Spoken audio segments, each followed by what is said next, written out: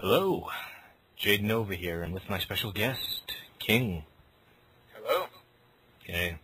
I know we never really got best on terms. We kind of a love-hate relationship, just poking and prodding at each other, but we're... He hates Uncharted, and I would complain that Kirby Epic Yarn was too easy. Hey, I'm sorry, I don't like frat boys pretend to be Indiana Jones. He's not a frat boy. I know. And I love Kirby Epic Yarn. I love Kirby. I liked it too. I just thought it was too easy.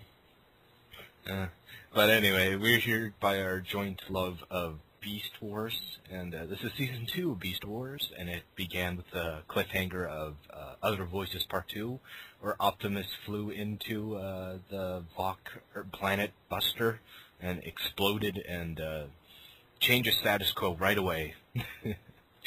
Right away, we have a bunch of new Transformer forms. Yes. Rat Trap, Cheetor, Megatron, Tarantulas, all coming up with these new metallic forms, and a lot of people staying in their old beast forms. Rhinox, Airazor, Tigatron. Mm-hmm. I forget his name. The red ant dude. Oh, Inferno. Inferno, Waspinator. Inferno also supposed to have a transmetal form, but it was just the same form but shiny. But so it starts with that, and from there they just go on this, they continue a lot of the alien storylines they were doing. We get introduced to new kinds of Transformers. The Fusor. Yes, the Fusors. Optimus comes back due to Rhinox's mental journey. He kind of pulled him out of the Matrix. It seemed like he pulled a spark from the Allspark. No, not the stupid little cube that, Yeah. The Transformer Heaven, basically. The Allspark. Yeah. And the good Transformer Heaven, not the other one. Where douchebags die and they end up in Robot Heaven because their slutty girlfriend kissed them? I guess. I still don't know how that works. Even though she brought you back to life, you dump her anyway. Enough of that. We're talking about the best, not the worst. And Optimus comes back in his transmetal form, which I don't really care for that much. No. I think his original form is the best. It is. He gets, the last form, I think, when he's not in beast mode is really cool. But when it is in beast mode, it's really weird.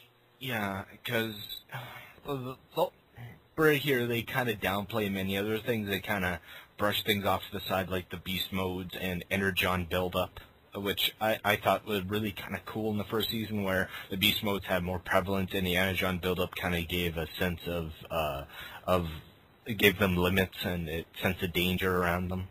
Yeah. But, at the end of the day, this is a war, and as you progress and you get deeper into the war, your more technological advancements are naturally going to happen. Yes. So I think sticking true to the fact that this is a war, a lot of what they did makes sense. Yes.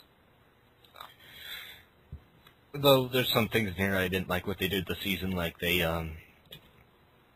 personally when they hinted at, or kind of stated that Airazor and Tigatron were in a relationship, so, and then they're, excuse me, coffee, that they were teleported straight away by the Vok. It just pissed me off. They were in the season, 1/3 of the second season, and then they're gone, because they're two of my favorite characters, and probably, even those, a minute and a half of relationship time they had was a lot better and a lot more genuine than, I'd say, Black Arachnia and Silverbolt. Because I really didn't care for that relationship at all. Just every time it came on, I rolled my eyes and tried to even go through it. I liked it more in Beast Machine than I know. The preaching of the Beast Machine completely pissed you off. it was just so much the whole ignorance of the show's continuity, though they did bring up older continuity from the original Transformers, but stuff like character development, it just seemed like the writers just got really lazily written cliff notes of the characters and ran with it. I think the character that got screwed up the most in there was Optimus, but that's yes, Optimus turns into a hippie and Ratchet becomes completely next to useless. Honestly, that show was Cheetor becoming the leader. I know. Cheetor's the only likable character in that show I found. And the thing is, Cheetor is one of my favorite characters in Beast Wars, so I can sit through it and be like, oh, yay, he's becoming a leader. Yeah. And just, kind of watch that. Though you could just watch the original Transformers movie and get all that better with Hot Rod. But I like Cheetor more. Like Hot Rod. But anyway. Why does everyone hate Hot Rod? I love Hot Rod. Oh, no, I love Hot Rod. I know. I just think he becomes pointless when they bring Optimus back 15 times. Well, okay, he died twice in the comic books, and he died, They just, of course, every Optimus has to die. Optimus dies twice throughout the whole show of Beast Wars and Beast Machines Primal. Yeah, and they bring him back 5 minutes later in Season 2 of Beast Machines. But we're talking about good stuff. It just, personally with me, I find Beast Machines is one of the worst things to ever happen to Transformers, and the toy line also. No, the designs suck. I'm not going to defend the designs, but I think there's actually a lot of good stuff. I think the whole preachy aspect of it just kind of overshadowed everything for a lot of people.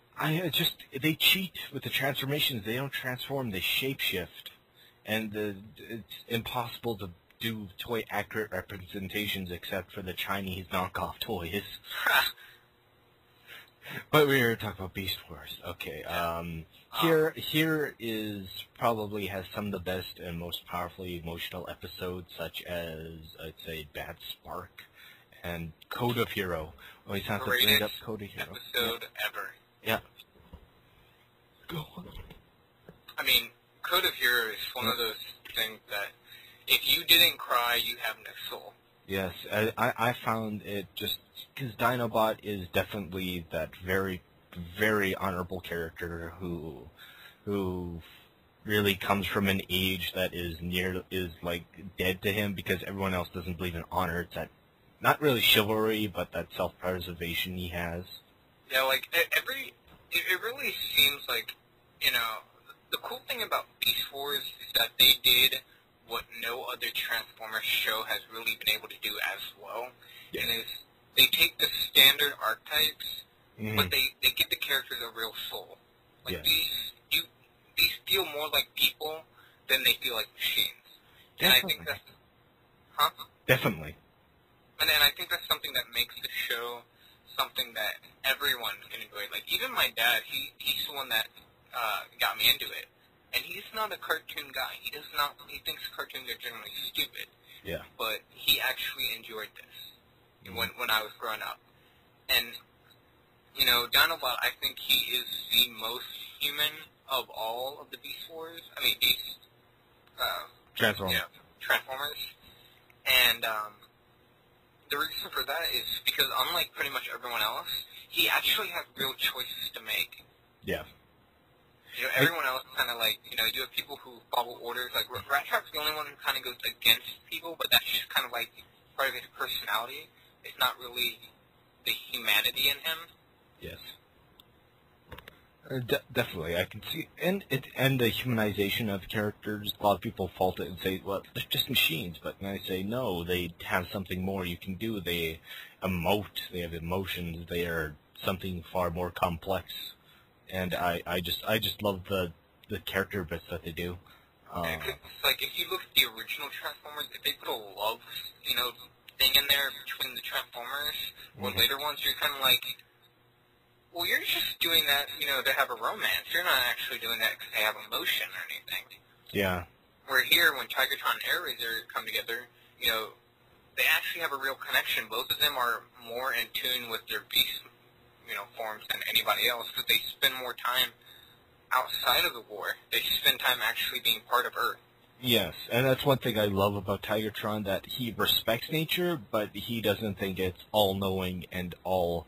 It's perfect in every other way. That I find one of the major faults in Beast Machines, that he's a hunter, not a hippie. You know? It's just that he respects nature, and he knows it has its limitations as well. Yeah. But Code Hero definitely just how Dinobot saves the cavemen, the Homo erectus, or what variation of human strain that we are. And it wasn't even one of those things where, like, you know, he starts off the episode, you know, feeling dishonored for the choices he's made. Mm-hmm. Even though they're really human choices, there's still things he feels like he should never have done to begin with. Yes. So he's getting ready to pretty much, you know, seppuku, kill himself. Yeah, seppuku. And, you know, after that, he chooses not to. And the rest of the episode is him not only redeeming himself, but proving that he is the best fighter in all of Beast Wars. Yes. Probably the best fighter in Transformers history. Definitely. Because I don't see anybody else. You know, there are so many times when we have Optimus versus Megatron, but I don't see Optimus or Megatron taking on an entire team alone. Definitely. They always have to have somebody with them. Where 8-1, 10-1. I think it was like 6-1 for him, and he took them all out. He took out Black Arachnia, Rampage, Megatron, Tarantulas, Quick Strike, Waspinator, and Inferno. The Inferno. Seven Predacons, half of which are transmetal. And yeah, we forgot to point that Transmetals are far more durable. They have a lot more strength than the regular forms. And Dinobot beats them all, and he's not a Transmetal. Yeah, and and we have to bring up that Rampage was supposed to be this big bad juggernaut, indestructible being, and Black Arachnia is also like an expert martial artist. Yeah. Yeah. Like, so there's all these people, and I love how when Dinobot has to get there, he turned Tarantulas into Rat Trap. Yeah. Yeah, he puts a gun to his head and he's riding on his motorcycle form. Yeah. Yeah. And it was something that, was the whole twist we find out. This is what makes his choice, is that they're on Earth. Yeah, that's the whole twist, because one of the moons, and it was just amazing that we found out that these discs can change the future. They have infinite power. Yeah, and that's how, they really, by the end of Season 1 and all throughout Season 2 and 3, they really connected to G1, and they say, this is the same universe, and if things don't go right in Beast Wars, G1 never happens. Because there was that big whole fan fallout thing of old G1 fans saying truck, not monkey, and really disliking the whole animal motif. And it really showed that Mainframe Entertainment kind of really did tie both to the hip, and I think they did a great job on that. Yeah.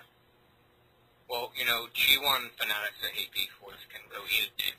So. Yeah. I love G1. I watched all of it and the movie, and now watching Beast Wars, I think I found a fondness for both even more deeper.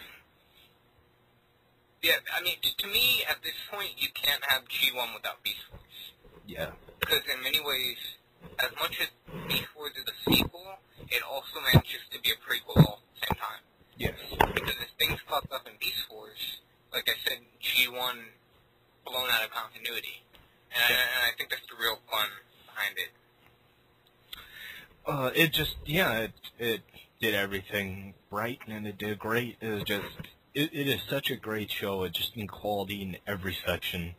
The only thing I found lacking in it sometimes was that I wish the show went on longer. Yeah. Every season afterwards were 13 episodes. Yeah, I think that's a fault. That's an issue of Mainframe Entertainment in general. Yeah. Is they made a choice that no one else ever made, at least not until later in the years, which was, let's make 3D generated animated shows. Reboot, Beast Wars, Shadow Raiders, yeah. Yeah. And that costs a lot more money. Yeah, I believe it took the first season of Beast Wars, it cost $16 million to produce. Yeah. So no matter how many viewers they got, no matter how popular it was, how much people loved it, it just cost too much money for them. And, you know, they're the kind of people that they have good writers and they want to make a good story, but, you know, they're not going to be making enough money, so they have to shorten everything down. Yeah, Which is sad, because I think Beast Wars and Reboot were probably, they're two of my favorite shows of all time. Reboot, I need to go back and watch Reboot again. I was pissed off that it got canceled and it was left on a major cliffhanger. There's many things, you know, Tony J dying and, you know, Dan DiDio canceled that asshole. You'll notice most of my hate is focused on the season 3 of Beast Wars, and all of Beast Machines is because of Dan DiDio. For those DC fans out there, I am not sorry. Yeah, I'm a DC fan. It hurts. It hurts because I love Beast Wars. I like Beast Machines. I think it's. I understand your hatred of the preachiness, but I think there's a lot in there that they do really well. They did good things. The art style is good. It's crisp. It's clean. They upgraded it. The explosions. I love the soundtrack. It's very bombastic and techno-y. Yeah, I think the things they did with people like Rhinox were really interesting. But it really pissed me off because Rhinox was probably the best candidate to be second in command because he was such a level-headed and talented individual that he just became like this. He just, like, snapped right into Stalin mode. Yeah. Well, I think, you know, just the kind of circuitry that ended up happening when they made the big change. But, yeah. I mean, to me, the greatest flaw of Beast Machines is no Dinobot. Definitely. And they barely ever reference any fallen comrades in Beast Machines at all. Unless it's Silver Bowl, it seemed like no one cared. Yeah, it's just... Honestly, like, because every episode was like Black Rat, and he's like, which one's Silver Bowl? Which one's Silver Bowl? Oh, that's Rhinox? So the other two must be Silver Bowl. I'm like, I like Silver Bowl. Calm down, Black Rat. Yeah. It's just, you know, before she was such a... She was a bitch, but she was an independent bitch in Beast Wars, but in Machine, she just becomes so codependent. I find it so annoying. Yeah. Well, I think that... I think that kind of sets up our season 2, which kind of quasi-spoiler-free, but there's still a lot of goodness for people to discover. It's my personal favorite season of Beast Wars. I know season 1's longer, but I think a lot of the... I think it suffers from a story standpoint in order to showcase the characters, and I think sometimes showcasing works really well, and other times it kind of falls flat. Like, I think things like the episode where they go blind, I think that really showcases the characters well. I love that episode. It's great. And but there are other episodes like trying to think. Gonna look through real quick. The episode where they have Rhinox be turned into a Predacon, I think works really well. Oh, I love the Dark Designs. I love that episode. Rhinox really shines that as a Predacon. It's hilarious. But it's a really funny episode, yeah. But then there are things like the episode where, see, I can't find the title of it, but it's the one where Tigertron has to basically save the day because everyone loses control and are stuck in beast form. And I think it does a good showcasing of Tigertron, but it underwhelmed every other character, and You mean the probe, right? Where they yeah. I like that episode. That episode was good because it showed that the good guys don't always win. It showed that this was really that they don't always win. It's not always laughing at the camera. At the end, it showed that. No, not that episode. What's the episode where they were Call of the Wild? Oh, when they get stuck in. Yeah, that episode annoyed me. One. Oh, that episode where their shield array is gone, so they can't go into robot mode in their base because energon radiation. Yeah, that episode where that their personality gets taken over. It's kind of hokey in that way.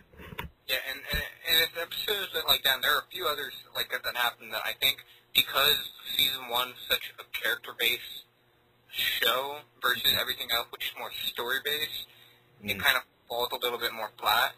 Yeah. Where season 2, I think it gets a much better balance of story and character. And season 3 falls flatter because it's less character, more story, and the characters kind of get left to the side. Like, the only characters that really get done well in season 3, in my view, are Cheetor, Dinobot when he comes back. Depth Charge. Yeah. And Black Arachnia. Yeah. That's really it. There is a major problem with how Black Arachnia gets her transmetal form, which I'll talk about next time. Just really rubs me the wrong way. I find it incredibly stupid. But, yeah, like, season 2, I think it's the most balanced and therefore the best season in my view. Yeah. Because you have the ultimate character moments with episodes like, Code of Hero, and then you have this long, expanding story that deals with the aliens, the Vok, and really connects everything to G1 really well. Yeah, it does. It does that quite well. It's just the problem with Beast Wars as a whole. Everything just saying that every other season it's a change of status quo, and I think that can really alienate your audience in some ways. No, I see what you're saying. Yeah, because Optimus is gone.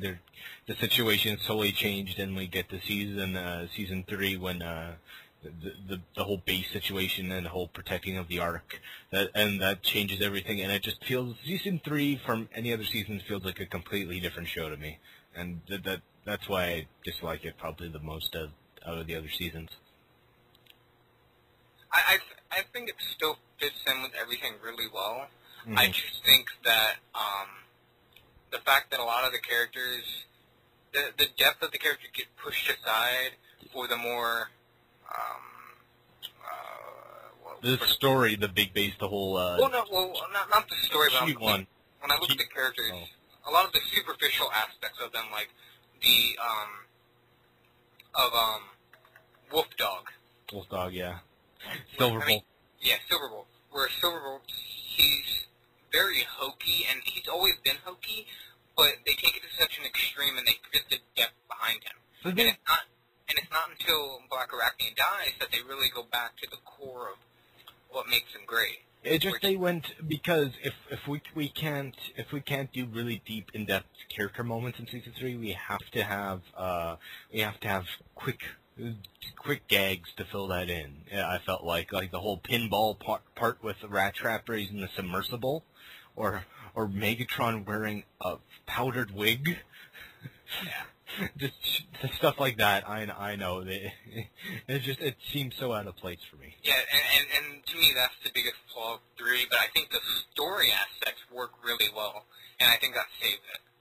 Well, I think we talked on long enough. I think next time, if you want to join me for season 3, I'd happy to have you again because, and just talking like this is always great fun. So next time, I'm Jane Nova. I'm King. Yeah, and may the spark be with you? I don't know. Sure. Bye.